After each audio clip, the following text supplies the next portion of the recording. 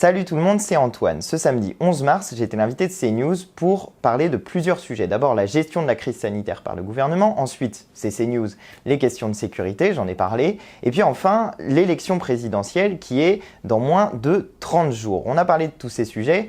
Petite chose à vous signaler pour que vous compreniez bien le début, j'étais en retard à cette émission parce que je pensais qu'elle commençait à 21h30, or elle commençait à 21h. Même je me trompe au début de l'émission, je pensais que ça commençait à 21h, en réalité je pensais que ça commençait à 21h30.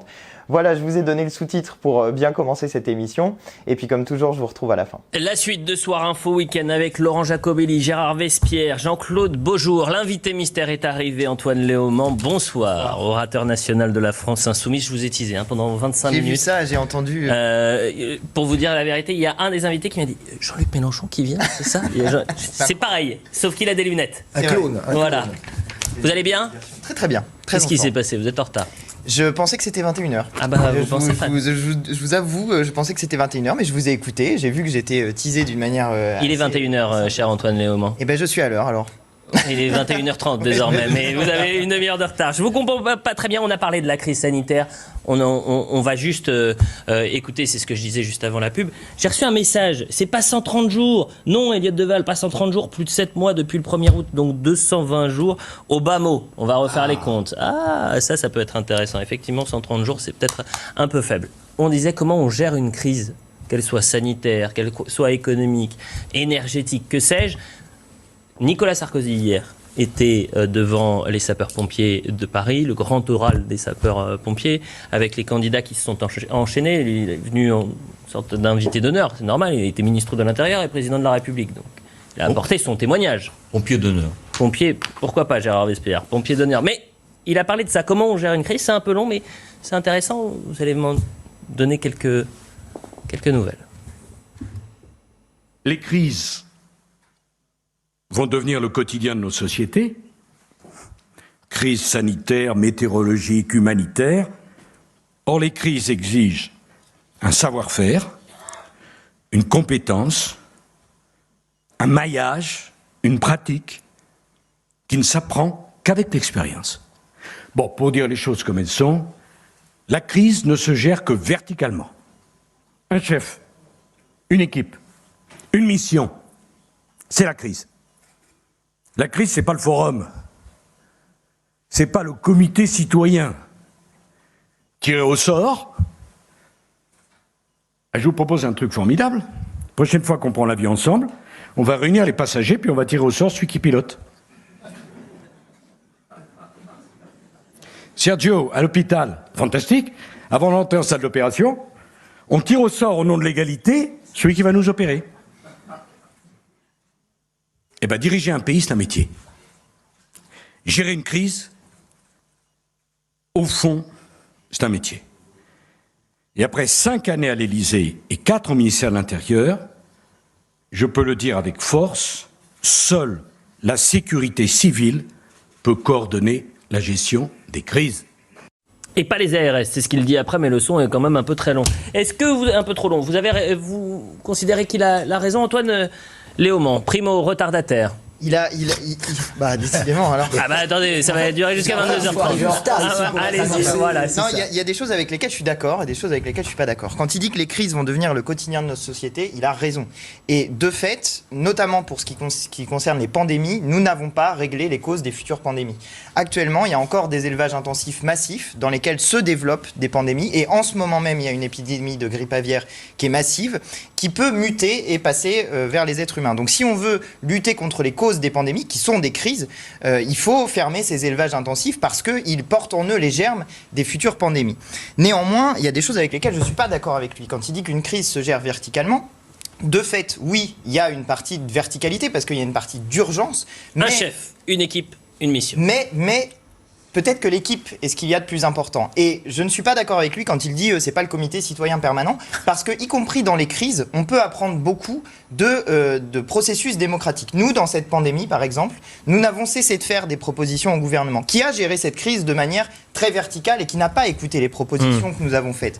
Nous avons parlé des purificateurs d'air, nous avons parlé de la société du roulement, nous avons parlé de la gratuité des masques, nous avons parlé de tout un tas de choses qui n'ont pas été mises en œuvre par ce gouvernement. On peut apprendre des autres, y compris dans une crise, et je pense que ça, c'est l'erreur de Nicolas Sarkozy que de ne pas s'en rendre compte. Laurent Jacobelli. Mais il y a deux choses qui me choquent dans l'intervention qu'on vient de voir. C'est d'abord, il nous présente les crises comme une chose inéluctable, inévitable, contre lesquelles on ne pourrait rien faire. C'est-à-dire qu'il n'y a pas de prévention possible, il y a juste une réaction derrière. Or moi, je suis persuadé qu'il y a une prévention possible. Tout ce que l'on subit aujourd'hui en termes de crise dans notre pays est lié de près ou de loin à cette mondialisation sauvage. C'est-à-dire ces échanges qui se font dans le monde entier, qui polluent, qui laissent les maladies entrer, qui laissent des terroristes entrer sur le sol national.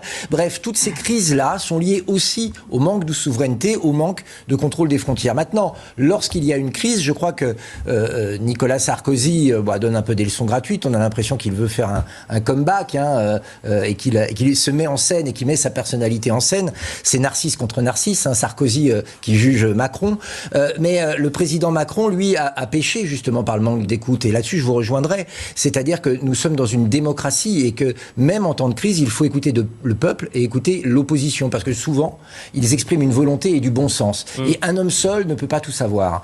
Je crois que Nicolas Sarkozy devrait avoir un peu plus d'humilité. L'homme du Karcher, qui n'a pas su régler le problème de l'insécurité, devrait avoir un peu plus de modestie, de même qu'Emmanuel Macron.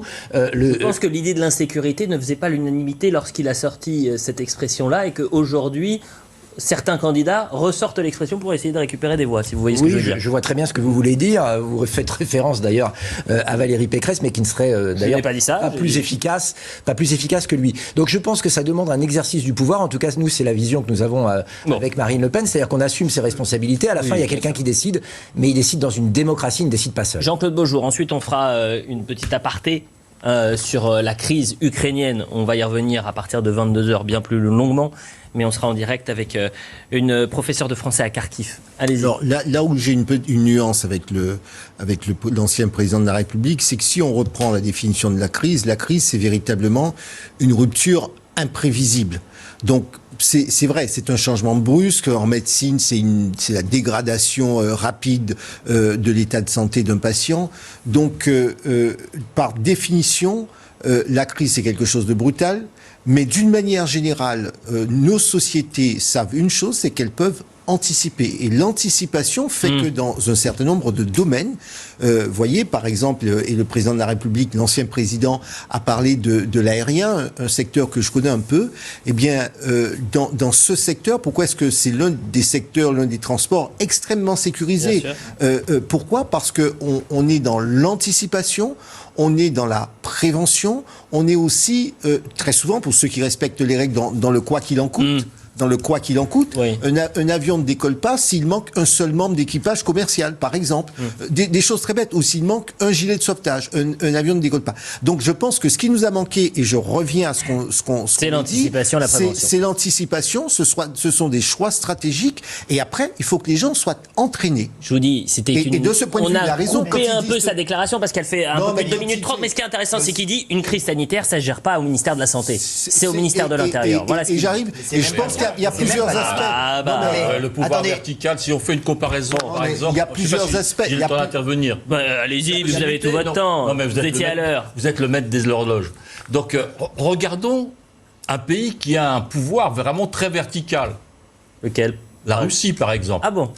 Avec une crise sanitaire extraordinaire. Le Covid, par exemple.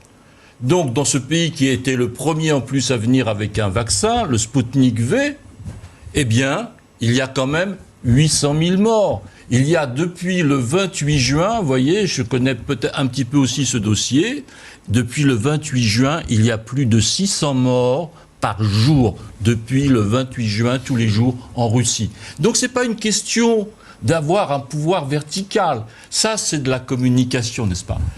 La gestion d'une crise qui peut être multiforme, avec des formes inconnues, c'est là la difficulté. On avance, on a tout dit là-dessus. C'est la préparation. ARS ou sécurité civile n'ont pas les mêmes fonctions.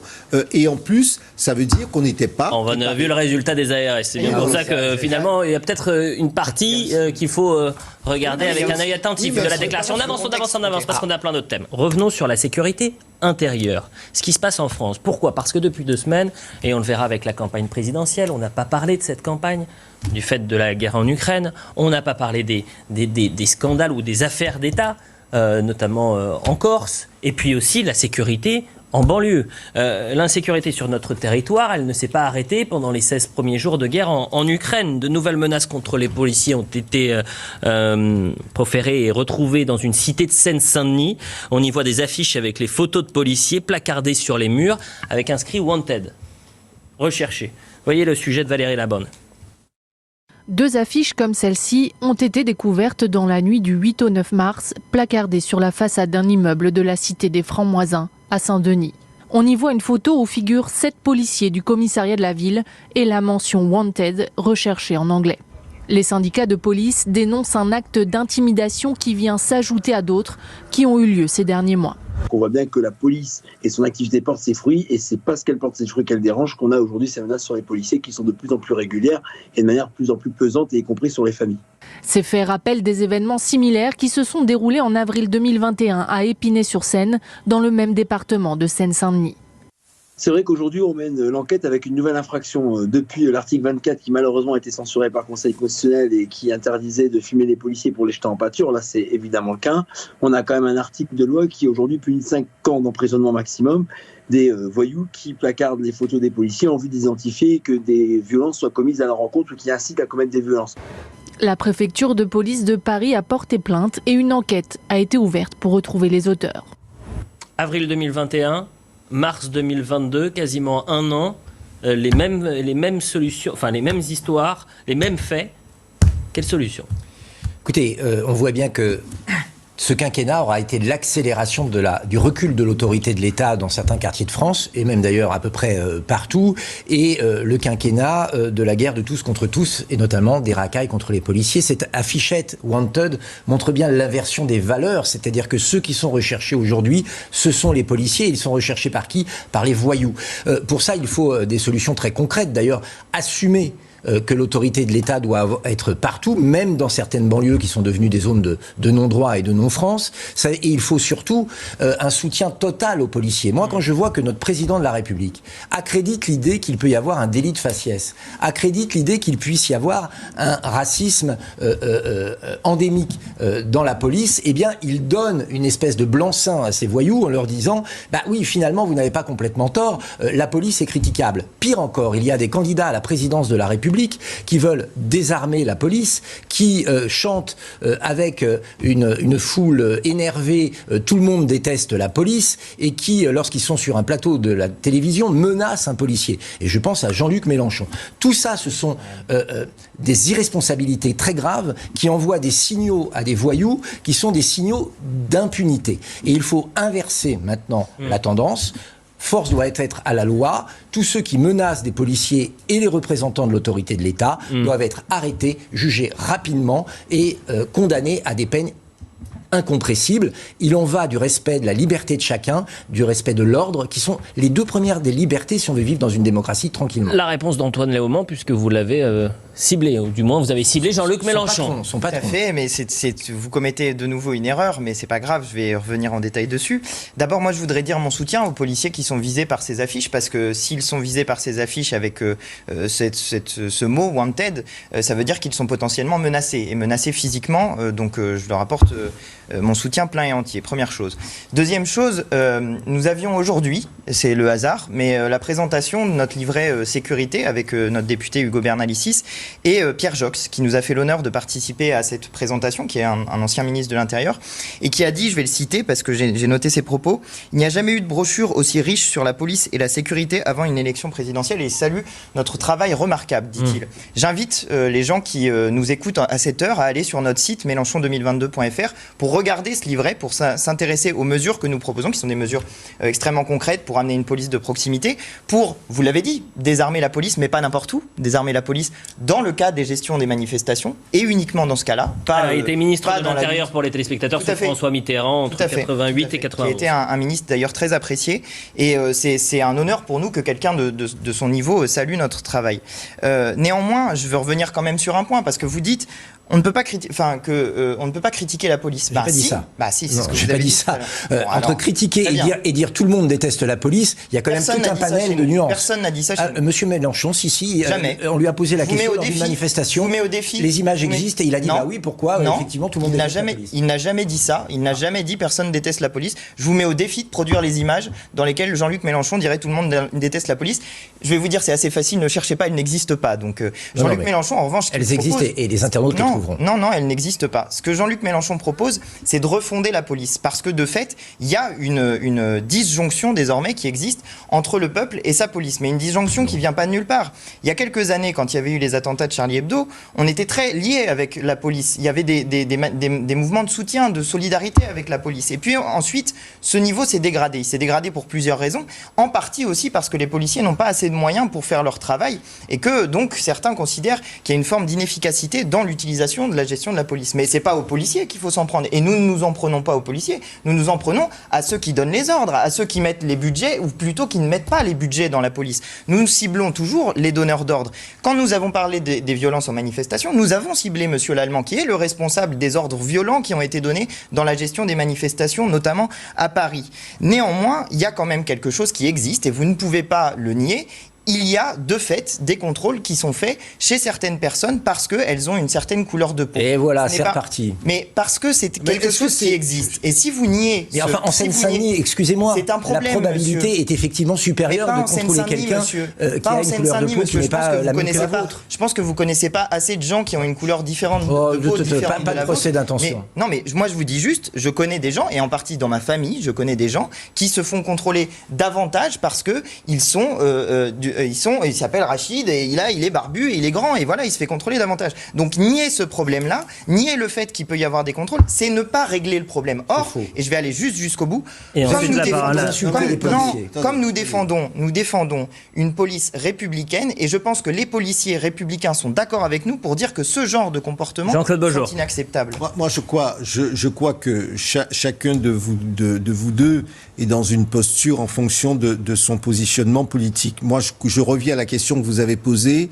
en disant, voilà une affiche qui a été posée avec quelques voyous qui mettent à prix la tête des policiers, ce qui est proprement dire inacceptable, c'est le mot est faible. Moi, je crois que le vrai sujet ici, c'est parce que les policiers luttent contre le trafic de drogue dans ces quartiers. Et pour moi, parce que là, c'est pas que des jeunes de banlieue, ce sont des voyous qui sont minoritaires, et il faut aussi le dire. Il faut arrêter de dire que ce serait tous les jeunes de banlieue qui seraient concernés. Et même quand il y a un jeune qui fait quelques bêtises, etc., ce sont pas des jeunes qui font quelques bêtises qui mettent à prix ou qui ont ce type de comportement et qui mettent à prix la tête des policiers. Évidemment, c'est une petite minorité. Cette minorité, on sait d'où elle vient. C'est le trafic de drogue, c'est le trafic d'armes, c'est du quasi grand banditisme, en tout cas du banditisme qui est connu. Et je crois que c'est là-dessus. Et je crois que c'est là-dessus qu'il faut lutter. Vous avez Et il n'y a- oublié une catégorie. Et il n'y a pas Le communautarisme. J'en ai- déteste la France et donc ses représentants en la personne des et policiers. juste une chose, et là encore, on a beaucoup parlé de Marseille. J'ai eu l'occasion de dire qu'il n'y avait pas qu'à Marseille. Vous avez, y compris outre-mer, par exemple, où il y a une violence considérable dans des proportions supérieures à la moyenne nationale. Donc c'est ça le vrai sujet. C'est la lutte contre la drogue et le trafic d'armes. La publicité, on revient dans un instant. Si je vous dis J-30, c'est quoi? L'élection. Et si je vous dis 30%, c'est quoi? Score des... Ah bah, Le score que fera on Jean-Luc sent... Mélenchon. Ah, le score que fera Jean-Luc Mélenchon. Ah bah non, redites-le s'il vous plaît. On vous avez espère, du mal à le dire, on a compris. On est en train de monter, on est en train de monter. Au second tour peut-être, au second tour. Ah, Au second tour des législatives à Marseille. Regardez, la publicité. Le sondage, la balise OpinionWay pour CNews, qui est tombé aujourd'hui. Vous allez le voir, c'est quand même assez intéressant. Emmanuel Macron est à 30%, 12 points de plus que Marine Le Pen, Valérie Pécresse 12%, Éric Zemmour 12%, Jean-Luc Mélenchon 11%, Yannick Jadot est à 7%. Messieurs, Emmanuel Macron est-il intouchable? Ça, c'est une question importante. Antoine Léaumont. Je pense que là, compte tenu de la situation actuelle, vous savez, il y a quelques temps, je vous avais fait le pari, je vous disais, je suis pas sûr qu'Emmanuel Macron sera au second tour. Désormais, je pense que c'est à peu près assuré qu'il soit au second tour parce qu'il y a eu un resserrement autour du président de la République à partir du déclenchement de la guerre russe en Ukraine, qui est assez normal dans ce genre de période. Mais il n'est pas évident que ce resserrement durera jusqu'à la fin de la campagne. Parce que les questions qui sont aussi posées par la guerre d'Ukraine, et je pense en particulier aux questions de pouvoir d'achat, elles vont être en plein dans la campagne présidentielle. Nous avons un candidat, Jean-Luc Mélenchon, qui a des mesures très concrètes pour répondre à ces questions sur le pouvoir d'achat, avec l'augmentation du SMIC, avec les négociations pour l'augmentation des salaires, avec l'augmentation de la retraite, l'augmentation du minimum vieillesse, avec les mesures pour les étudiants, avec l'allocation d'autonomie jeune à 1063 € par mois. Bref, nous avons un certain nombre de mesures sur le pouvoir d'achat, mais aussi sur la gestion des prix, parce que ça, c'est le vrai problème, le vrai mur vers lequel on est en train d'arriver, c'est l'explosion des prix du gaz, du pétrole, donc des carburants, et de l'alimentation. Et ça, l'alimentation, c'est aussi un des sujets qui sont un peu cachés pour l'instant. Mais il faut savoir que le prix du blé qui se négocie à autour de 100 $ sur les marchés financiers, il est déjà à 400 $ de négociation sur les marchés financiers. Donc il y a tout un tas de pays qui vont avoir un problème en matière d'alimentation, mais y compris, ça va nous toucher, nous. Donc si on ne prend pas des mesures fortes, comme le propose Mélenchon, avec le blocage des prix, on sait d'ores et déjà qu'on va aller vers une catastrophe sociale pour notre pays et plus largement pour le monde et pour toute une partie du monde. Emmanuel Macron qui refuse de participer à un débat avant le premier tour. On va écouter Marine Le Pen qui dit si pas de débat avant le premier tour, c'est la démocratie qui en prend un coup. Il faut évidemment qu'il rentre dans le débat démocratique pour que ses adversaires, au premier rang desquels je suis, puissent lui demander de s'expliquer sur son bilan, je veux dire, sur les résultats déplorables de sa politique et accessoirement sur un projet dont pour l'instant nous n'avons même pas vu à peine le début d'un commencement. Alors qu'on est maintenant à moins d'un mois de l'élection présidentielle. Il ne peut pas se contenter d'un débat de second tour. Ce n'est pas suffisant pour faire vivre la démocratie dans notre pays. Il est essentiel ce débat avant le premier tour, Jean-Claude Beaujour. Alors, vous savez, j'aime bien faire un peu d'institutions comparées. Aux États-Unis, vous avez comme ça des débats, mais il faut pour autant, et c'est toujours intéressant parce que d'un débat, il ressort un certain nombre de choses, pas toujours facile à organiser, avec qui le président candidat va débattre. Il y a 11 candidats. Il débat avec tout le monde, et débattre avec tout le monde, c'est très compliqué, on le voit dans d'autres systèmes. Vous vous souvenez qu'en 2002, Jacques Chirac avait refusé de débattre avec Jean-Marie Le Pen. Moi, je pars du principe qu'il faut toujours ouvrir les choses, mais par rapport aussi à votre première question, vous avez demandé est-ce que finalement Emmanuel Macron est intouchable. Est intouchable. Quelle que soit l'élection, enfin le résultat de l'élection présidentielle, effectivement, là il a une belle avance, il a 12 points par rapport à Madame Le Pen, donc oui. il est vraiment très en avance, et donc il y a de fortes chances qu'il soit au second tour, et on verra pour au premier tour, et enfin au second tour, et on verra pour la suite.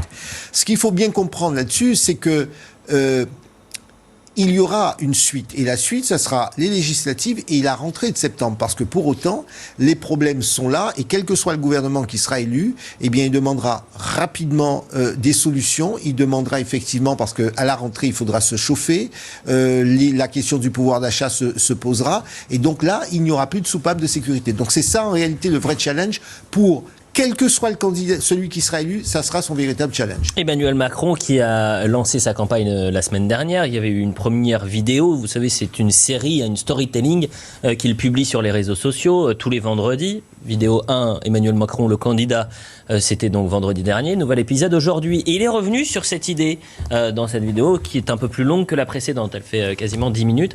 Il revient sur cette idée d'une campagne gagnée d'avance, regardez.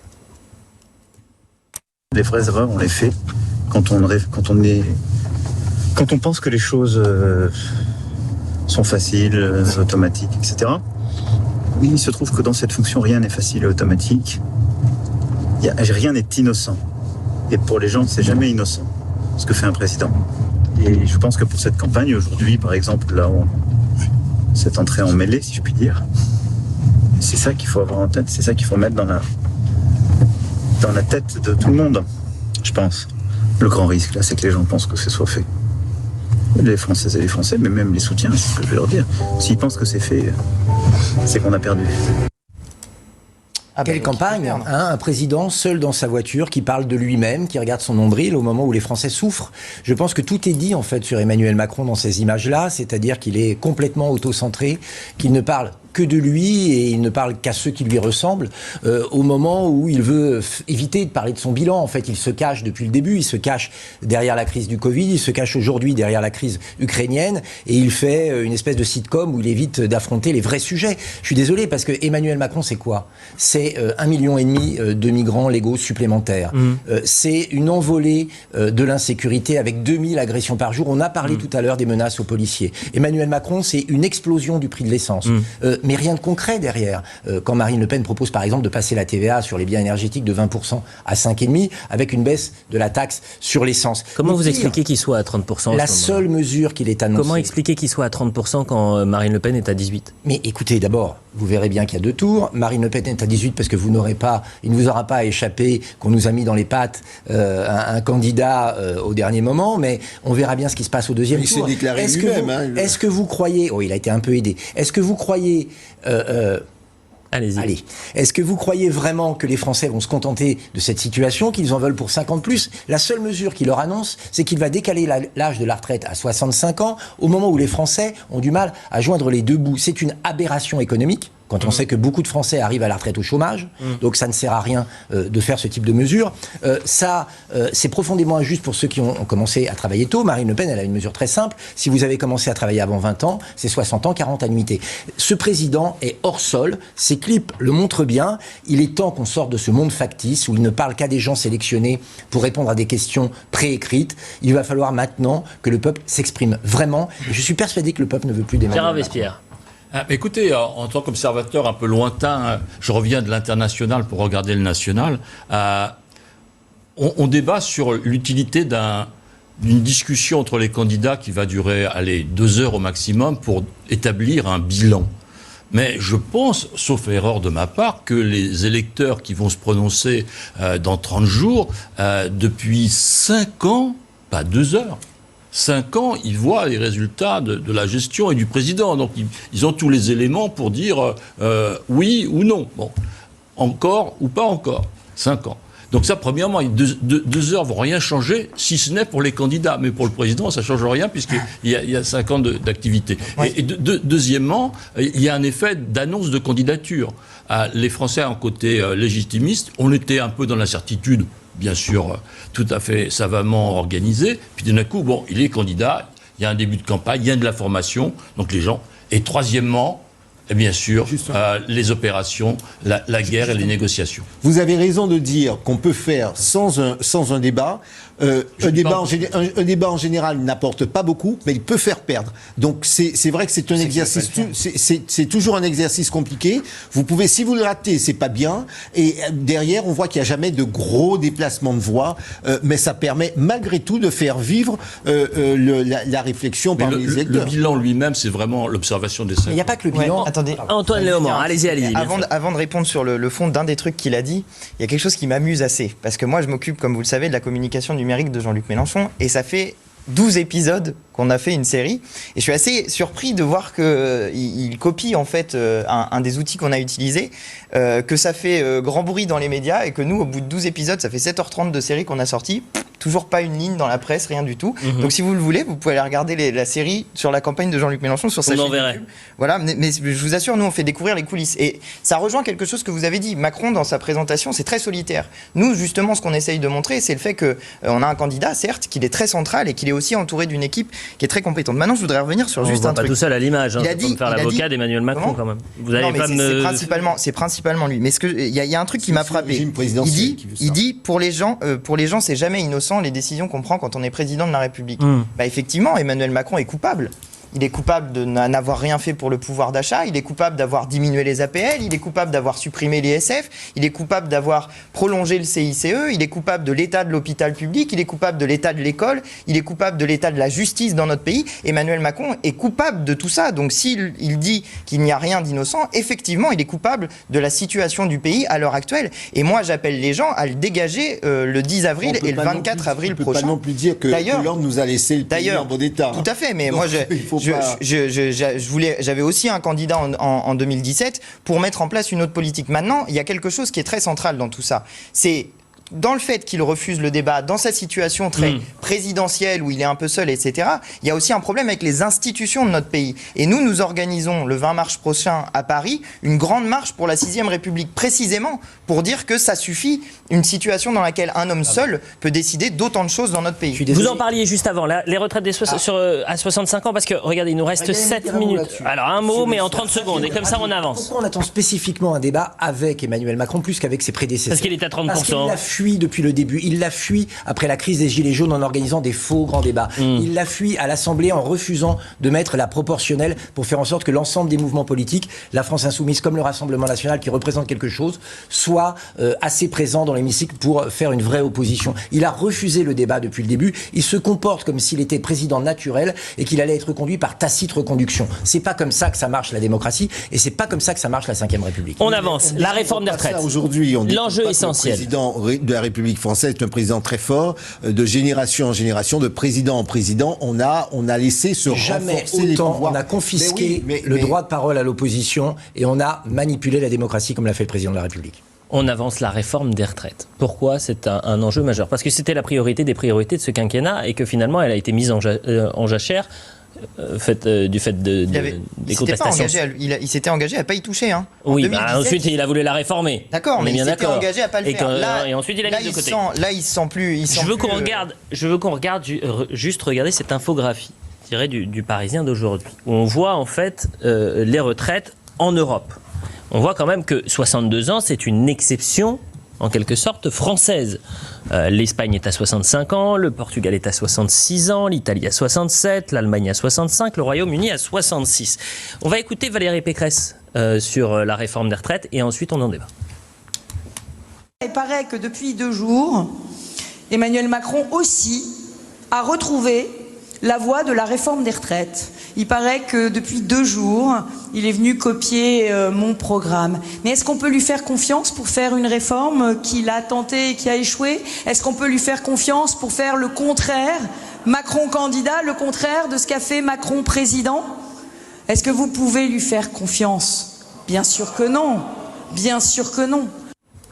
Que faut-il faire avec cette réforme des retraites? Moi, je regardais votre infographie. Moi, je veux bien comparer, mais il faut comparer ce qui est comparable. Le taux d'imposition et de contribution sociale dans tous ces pays n'est pas le même. Le taux de chômage dans tous ces pays n'est pas le même. La durée de vie en bonne santé dans tous ces pays n'est pas le même. Je pense que chaque pays a son propre modèle et que le modèle français en matière de retraite est singulier. Et je crois que les Français y tiennent. En tout cas, nous, avec Marine Le Pen, nous y tenons. La retraite à 65 ans, ça veut dire que pour quelqu'un qui a fait un métier manuel, dur, par exemple dans le bâtiment, et qui a commencé à travailler à 17 ans, est-ce que vous imaginez l'état physique dans lequel il sera lorsqu'il aura 65 ans? Donc c'est pour un âge de départ modulable, hein, c'est bien ça? Exactement, c'est-à-dire que quand vous faites les métiers les plus durs, en général, c'est que vous avez commencé tôt. Mais comment vous analysez la pénibilité du travail? Très simple, vous avez commencé à travailler entre 17 et 20 ans, grosso modo, ça veut dire que vous avez un métier probablement physique et manuel, et que donc vous avez le droit à la retraite à 60 ans, 40 annuités. Mais en tout cas, ça ne pourra jamais être, quel que soit votre âge de début de travail, et quel que soit le type de travail que vous faites, plus de 62 ans avec 42 annuités. Parce qu'une fois encore, aujourd'hui, la moitié des gens qui arrivent à la retraite y arrivent en étant au chômage ou au RSA. Donc décaler l'âge de la retraite, ça ne fait que faire passer l'argent des caisses de retraite vers les caisses de chômage. Ça ne règle aucun problème. Pour régler les problèmes, il faut créer de l'emploi. C'est là-dessus que devrait travailler le président de la République. Jean-Luc Mélenchon, c'est la retraite à 60 ans, hein, c'est bien ça? Tout à fait, la retraite à 60 ans, à taux plein pour 40 annuités, parce que on estime qu'au bout d'un moment, on a le droit au repos. Et le droit au repos, ça fait partie des choses qui ne sont plus en débat dans la sphère public, mais nous estimons que voilà, ça peut être l'enjeu du débat du second tour. Il y a un débat de salubrité publique à avoir au second tour si Jean-Luc Mélenchon est face à Emmanuel Macron. Puisqu'il a assumé cette fois-ci qu'il voulait faire la retraite à 65 ans, il l'assume parce qu'il est à 30% dans les sondages. Je pense que s'il était à 20%, il ne l'assumerait pas. Donc je dis aussi aux gens qui nous écoutent, pensez à ça. Quand vous allez voter Macron, vous allez voter pour diminuer vos droits sociaux. Si vous voulez voter pour augmenter vos droits sociaux, il faut voter pour Jean-Luc Mélenchon qui lui propose cette retraite à 60 ans et qui propose aussi qu'il n'y ait pas pas une retraite en dessous du SMIC revalorisé à 1 400 € pour une carrière complète.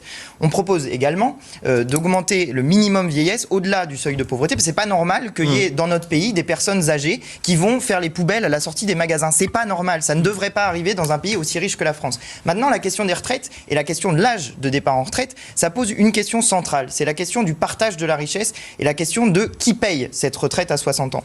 Il y a 3 mesures, 3 manières de financer cette retraite à 60 ans, et demain nous aurons notre émission chiffrage où nous détaillerons toutes ces mesures-là. Mais je veux donner ces 3 mesures très simplement. D'abord, payer les femmes comme les hommes. Le surcroît de cotisation que ça apporte permet de financer la retraite à 60 ans. Deuxièmement, vous avez la possibilité d'augmenter les cotisations sur les plus hauts revenus de la retraite. Et puis troisièmement, c'est ce que vous avez dit, mais c'est la chose qui est quasiment absente du débat public aujourd'hui, créer 1 million d'emplois. Vous créez 1 million d'emplois, vous financez la retraite à 60 ans. Notre programme, avec les mesures qu'il propose de créer ces emplois. Voilà, c'est la fin de cette émission. J'espère que ça vous a plu, que ça vous a intéressé. Si c'est le cas, je vous invite à partager cette vidéo et à vous abonner à ma chaîne en n'oubliant pas de cliquer sur la petite cloche pour recevoir des notifications. Je vous invite aussi à mettre des petits pouces bleus et puis à me dire dans les commentaires ce que vous en avez pensé. Vous le savez, je les lis, ça m'intéresse toujours énormément, ça m'aide beaucoup à progresser, donc n'hésitez pas, je regarderai tout ça avec attention. Et moi en attendant, je vous dis à très bientôt pour de nouvelles vidéos. Allez, salut!